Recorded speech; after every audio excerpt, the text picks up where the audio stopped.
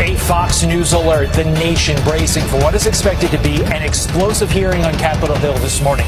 We're witnesses preparing to tell lawmakers that our own federal government has become the middleman in a multi-billion-dollar migrant child trafficking operation. Just let that sink in for a moment. You're watching Fox and Friends First here on a Wednesday morning. I'm Todd Pyra. And I'm Ashley Strohmeyer in for Carly Shimkus. The damning testimony will come from a woman who worked inside an inspector general's office at HHS who says, quote, today children will work overnight shifts at slaughterhouses, factories, restaurants to pay their debts to smugglers and traffickers. Today, children will call a hotline to report they are being abused, neglected, and trafficked. Whether intentional or not, it can be argued that the U.S. government has become the middleman in a large-scale, multi-billion-dollar child trafficking operation run by bad actors seeking to profit off the lives of children. Brooke Sigmund has more on what we will hear today. Brooke. Hey, good morning, Todd, Ashley. When child migrants are found at the border, they're transferred into the custody of Health and Human Services before being united with a sponsor, typically a parent or family member already in the U.S. Now, the volume of unaccompanied children stranded at the southern border has surged over the past 2 years, with more than 70,000 so far this fiscal year. But today's whistleblower testimony is expected to reveal how this surge is leading to an explosive growth in child labor and how the Biden administration is reportedly ignoring the warning signs. Now, one witness, an HHS whistleblower, is expected to explain, quote, I thought I was going to help place children in loving homes. Instead, I discovered that children are being trafficked through a sophisticated network that begins with being recruited in their home country, smuggled to the U.S. border, and ends when the Office of Refugee Resettlement delivers a child to a sponsor. Some sponsors are criminals and traffickers and members of transnational criminal organizations. Some sponsors view children as commodities and assets to be used for earning income. This is why we are witnessing an explosion of labor trafficking. And that's not to mention the incredible and dangerous trek these kids are forced to take to get here in the first place, with most of these children being dropped off by smugglers, putting intense pressure on border agents to care for them. Meanwhile, El Paso residents are warning that they won't have a normal life even when they are released into the U.S. Listen. This is going to put a lot of pressure on not only the children, but on the teachers and on the school systems. And another thing I want to point out is a lot of these kids that are coming with their parents or some so-called parents do not have the same lifestyle that our American children have. The city of El Paso plans to declare a state of emergency over the migrant crisis before Title 42's expiration date next month.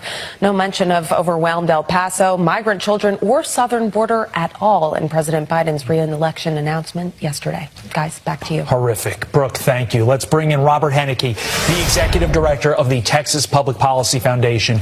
He joins us now. Robert, how can any member of the Biden administration who is responsible for this horrific border policy, who may themselves also be a parent, how can that person sleep at night knowing this is being done to children?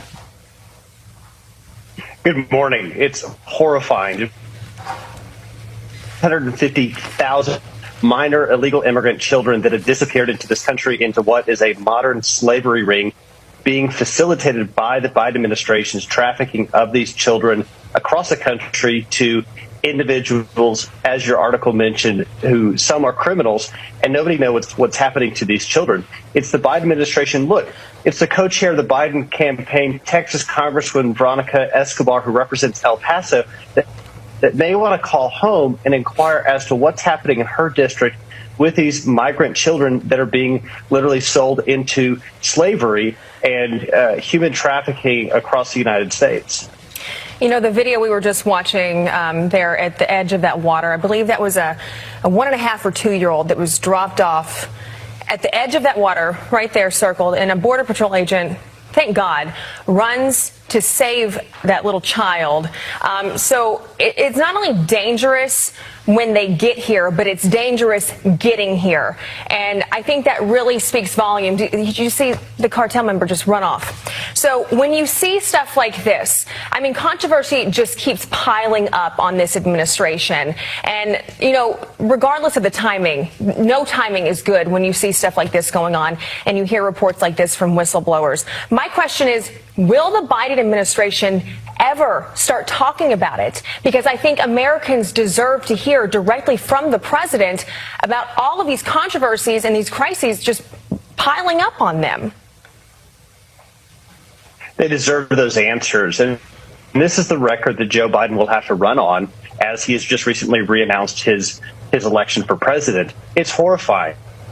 It's awful. Awful is too mild a word to describe what happened to these children in the hands of the cartel members, in the hands of the traffickers, what it takes to get to this country, that one happens to them once they're literally just dumped off on the side of the United States and then delivered by these nonprofit NGOs to individuals who would not pass the normal kind of background checks that you would have for a typical child protective services type foster care relationship. I think the states need to step in, need to take control of these children and really make sure that where these nearly 750,000 children have been deposited into our country, we do our humanitarian duty to take care of them and to make sure that they are not abused and exploited. The Biden administration has reportedly been unable to make contact with 85,000 of these children. Think about that for a